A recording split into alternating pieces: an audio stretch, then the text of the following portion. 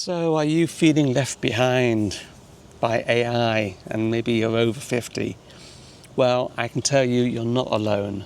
There's a lot of people out there who feel exactly the same way, who don't really understand what AI is or what it can do, or may have misconceptions what they think it can do. But you're not left behind and you're not alone. And I want to use an analogy. When I was at primary school in England back in the 70s and then into the early 80s and then on to high school, calculators weren't allowed in the class. We were meant to use our heads to work out the math. And I can remember sneaking in a calculator more than once to help me out with trigonometry and cosines and all that. But eventually, calculators were allowed in class. I saw that happen. I saw that transition happen in England. And it was like this huge weight off your shoulders that you could finally use a calculator. And then later on came the cell phone, another technological advance. Suddenly we weren't tied to a landline in your home or going to a payphone. You had a phone that you could carry in your pocket. Or if you really look back at the early days, at the big phones, you couldn't carry those in your pocket. The battery was bigger than a computer. My first phone was a Sony Mars bar. Okay, it wasn't really called a Mars bar. That was the term that we used in England for it. Maybe it was an international term, because it was the shape and the size roughly of a Mars bar. But I was too scared to use it, because back then it was like £1.50 for a minute, whether it was an incoming call or an outgoing call. So I had this phone, but too scared to use it. Fast forward now, everybody's got phones. There are no minute plans, everything's unlimited. But then after the cell phone came the internet. And I'm sure we all remember LimeWire and Napster for file sharing and music. And then suddenly the world was on our desktops. We could look at anything, see anything, good or bad. It was there, and we adjusted, and the internet started from dial-up, where we used to have to dial in and get that annoying sound, to now where we have fibre and high-speed internet. This has all happened in our lifetime.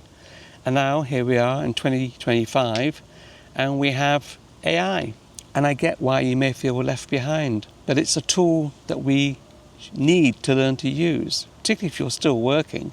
If you're fortunate that AI hasn't affected your job yet, you need to learn AI. You absolutely have to, because that's not going to be an option. If you go for an interview for a job, they're going to ask you about your proficiency on AI and your prompting skills and all that. I've been using AI on this channel for the last 6 months in all different kind of capacities.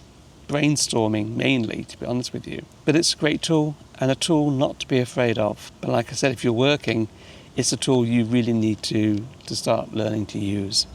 And I suggest you simply go to chatgpt.com or any of the platforms, Claude, Perplexity, and sign up. You don't have to pay anything, and have a play around with it. And the secret really of AI is not to use it as a Google search. I'm going to go into more details on Monday's video with regards to how to use AI and best practices. But for the time being, just play with it.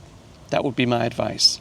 If you're enjoying this content, please feel free to subscribe to the channel and give this video a like. It really does help the channel, and I greatly appreciate it. AI is a tool that can be very useful once you get to use it. And eventually it will become a tool that everybody will be using every day, like we use the internet. And really the time to embrace it is now. AI is changing so quickly, so very quickly. And there's an old Chinese saying, best time to plant a tree was 20 years ago. But the next best time is now. And I really strongly recommend you to have a play with it. Don't feel intimidated by it. Have some fun with it. You'll find it can be very conversational. Always be aware, though, that it can, I don't want to say lie, but it can mislead and not always be truthful. The technical term is it can hallucinate, which is a nice way to say lie. So you always want to fact check anything that is important to you. But the kind of use cases it can have are things like helping you with your finances, travel planning. If you're into creating stuff, it can help you design things, it can help you build things, whether it's a website. AI can do so much. Look at it like it's a personal assistant for you. I'm going to mention this on Monday's video, but always remember, the more information, the more context you give AI, the better response it's going to be. And I'll give you one example. You could prompt AI to say, give me ideas of travel vacations in Europe in the month of August. Okay, that's good.